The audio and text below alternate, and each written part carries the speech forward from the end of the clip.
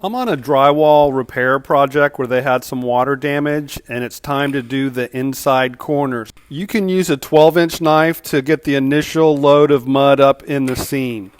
This makes for a cleaner corner.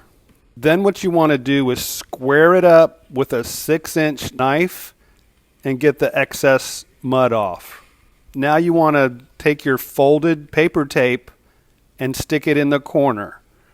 Just run your fingers up and down and kind of embed it a little, then take your 6-inch knife and apply pressure so it squeezes out most of the mud, but you don't want to squeeze it all out. Wipe it down and you're good to go.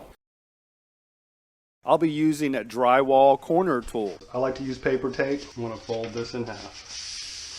Set that aside for now. Using a 12-inch knife. I'm going to lay it probably about 1 inch wide in the corner.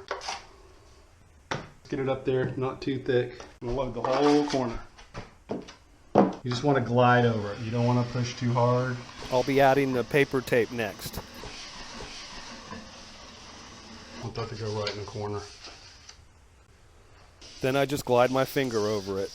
So we're going to want to start from the middle and go up, and then the middle to go down. My index finger right here in the middle, just going to go up. Then you want to go down. Barely pushing.